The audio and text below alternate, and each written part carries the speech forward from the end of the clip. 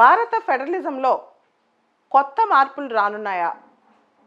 ముఖ్యంగా స్టాలిన్, మమతా బెనర్జీ ఇద్దరు సీఎంస్ ఒక ఆలోచనకు వచ్చినట్టు తెలుస్తోంది. రాష్ట్రాలలో ఏవైతే నాన్ బీజేపీ రూల్ స్టేట్స్ ఉన్నాయో ఆ సీఎంస్ అందరితో ఒక కన్వెన్షన్ పెట్టాలనుకుంటున్నారంట. ఇది ఒక ప్రపోజల్ స్థాయిలో ఉన్నప్పటికీ ఇది థర్డ్ ఫ్రంట్కి దారి తీస్తుందేమోనని ఆలోచనలు కూడా వస్తున్నాయి. 2024 ఎన్నికలకి ఇది ప్రీకర్సర్ అని కూడా కొంతమంది ఆలోచిస్తున్నారు. అసలు ఏం జరుగుతోంది? నాన్ బీజేపీ రూల్ స్టేట్స్లో, ముఖ్యంగా ప్రాంతీయ పార్టీలు ఎక్కువగా ఉన్న రాష్ట్రాల్లో బీజేపీ గవర్నమెంట్ ఎంకరేజ్ చేస్తోంది సెంటర్ నుంచి అని చెప్పి ఒక అభిప్రాయం వెలువడుతోంది. ఇక్కడ మనం కొన్ని అంశాలు గమనించాలి. జిఎస్టీ ఇంట్రడక్షన్ తర్వాత రాష్ట్రాలకి జిఎస్టీ కాంపన్సేషన్ సెస్ లేటుగా పే చేయటం కానీ, జిఎస్టీ కౌన్సిల్లో రాష్ట్రాల యొక్క వాయిస్ సరిగ్గా వినపడకపోవడం కానీ, తర్వాత మనం గమనిస్తే ఈ మధ్య సెంట్రల్ గవర్నమెంట్ ఐఏఎస్ రూల్స్ని మార్చేస్తూ ఐఏఎస్ డెప్యుటేషన్ విషయంలో, సెంట్రల్ డెప్యుటేషన్ విషయంలో ఫైనల్ పవర్ సెంటర్కే రావడానికి ప్రపోజల్ పెట్టడం, దానికి ఆల్మోస్ట్ అన్ని రాష్ట్రాలు వ్యతిరేకించాయి, నాన్ బీజేపీ రూల్ స్టేట్స్.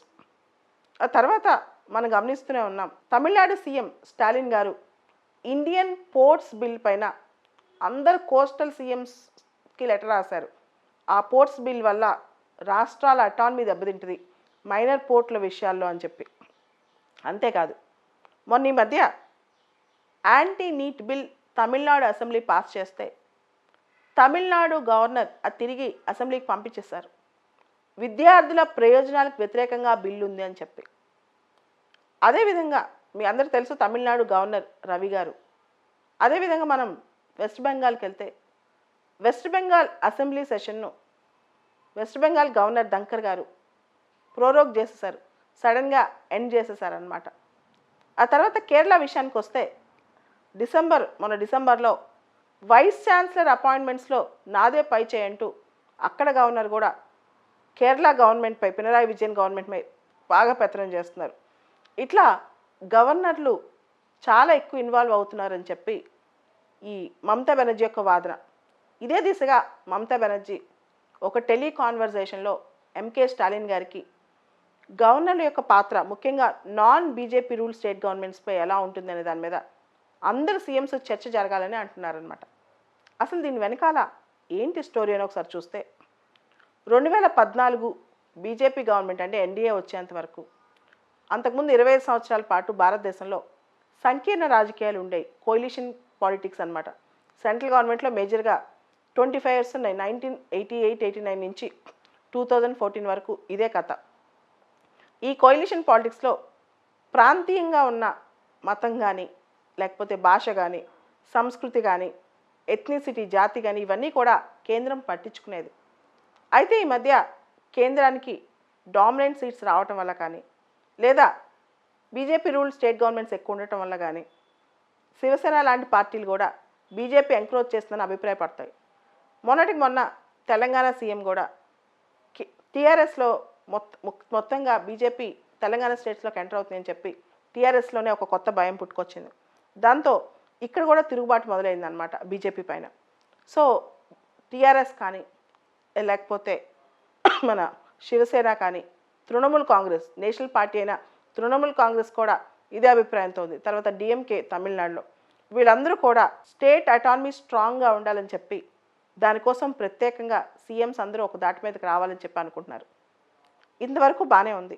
ఇంతవరకు రాజకీయాల్లో సిద్ధాంతపరమైన వ్యతిరేకత ఉండేది, కేంద్రానికి రాష్ట్రాలకి మధ్య వేరువేరు పార్టీలు పరిపాలిస్తుంటాయి. ఇప్పుడు సిద్ధాంతాలు పక్కన పెట్టి రాష్ట్ర పార్టీ కేంద్రానికి లాయల్గా ఉందా లేదా అనేది కేంద్రం సీరియస్గా తీసుకుంటుందన్నమాట. ఇప్పుడు చూస్తే ఈ సీఎంస్ కన్వెన్షన్ నిజంగా జరిగితే కనుక బిజు జనతాదళ్ నుంచి నవీన్ పట్నాయక్ వస్తారా, లేకపోతే వైఎస్ఆర్సీపీ నుంచి జగన్మోహన్ రెడ్డి గారు వస్తారా, ఇవన్నీ కూడా క్వశ్చన్ చేస్తున్నారు. కేవలం 2024 ఎలక్షన్స్కి రేస్ అవడానికి ఇలాంటి కన్వెన్షన్స్ పెడితే తప్పు, కానీ నిజంగా రాష్ట్రాల హక్కుల కోసం ఇలాంటి కన్వెన్షన్స్ పెడితే తప్పు లేదని కూడా కొంతమంది రాజకీయ నిపుణులు అభిప్రాయపడుతున్నారు. ఏదేమైనప్పటికీ ఈ మధ్య జరుగుతున్న పోకట్లు చూస్తే మాత్రం ప్రతి అంశంలో చిన్న చిన్న అంశం నుంచి పెద్ద పెద్ద అంశాల వరకు కేంద్రం తందే పై చేయ అనుకుంటుంది. మోడీ గారు ఒకప్పుడు సీఎంగా ఉన్నారు, ఇప్పుడు ఆయన పీఎం అయ్యారు. రాష్ట్రానికి ఎంతవరకు అటానమీ అవసరం అనేది ఆయనకంటే ఇంకొకరికి బాగా తెలియదు. సో ఫెడరలిజంలో రాష్ట్రాల స్వయం ప్రతిపత్తిని కాపాడటం ఎంతైనా అవసరం. కేంద్ర రాష్ట్ర సంబంధాల్లో సీఎంస్ కన్వెన్షన్ అనేది ప్రత్యేకంగా అవసరం లేదు. దానికి కారణం రాజ్యాంగబద్ధంగా స్టాట్యుటరీగా చాలా మెకానిజమ్స్ ఉన్నాయి. ముఖ్యంగా మన రాజ్యాంగంలో ఆర్టికల్ 263 ఇంటర్ స్టేట్ కౌన్సిల్ ఉంది. ఎలాంటి ఇష్యూనైనా ఈ కౌన్సిల్లో కూర్చుని సెటిల్ చేసుకోవచ్చు అన్నమాట. తెలుగులో మనం అంతరాష్ట్ర మండలి అంటాం. దీన్ని ప్రెసిడెన్షియల్ ఆర్డర్ ద్వారా కన్స్టిట్యూట్ చేయొచ్చు. ఇది రాజ్యాంగబద్ధమైన సంస్థ కాకపోయినా దీనివల్ల చాలా ఉపయోగాలు ఉంటాయి, కానీ ఈ మెకానిజం మనం వాడుకోవట్లేదు. అదేవిధంగా స్టేట్స్ రీఆర్గనైజేషన్ యాక్ట్ ద్వారా జోనల్ కౌన్సిల్స్ ఏర్పాటయ్యాయి, స్టాట్యుటరీ బాడీస్. వీటిని వాడుకుని కూడా ప్రాంతీయంగా అంటే సదరన్ స్టేట్స్ కానీ నార్థన్ స్టేట్స్ కానీ ఇష్యూస్ అన్ని సెటిల్ చేసుకోవచ్చు. అదేవిధంగా మనకి నీతి ఆయోగ్లో కూడా స్టేట్స్ సంబంధించి అన్ని స్టేట్స్ ఉండటానికి గవర్నింగ్ కౌన్సిల్ ఉంది. తర్వాత స్టేట్ సంబంధించిన అంశాలు సాల్వ్ చేసుకోవడానికి రీజనల్ కౌన్సిల్స్ ఉన్నాయి. ఇలాంటి మెకానిజమ్స్ చాలా ఉన్నాయి. వీటన్నిటిని కూడా రాష్ట్రాల సీఎంలు ఎఫెక్టివ్గా వాడుకుంటే సరిపోతుంది. దానికి బదులు non BJP rule state CMs అందరూ కలిసి ఇలాంటి కన్వెన్షన్ పెడితే అది రాజకీయంగా వెళ్ళి ఐడియాలజికల్గా తగ్గిపోయి ఇదంతా రాష్ట్రాల హక్కుల కోసం కాదు, రాజకీయ ప్రయోజనాల కోసం అనుకునే ప్రమాదం కూడా ఉంది.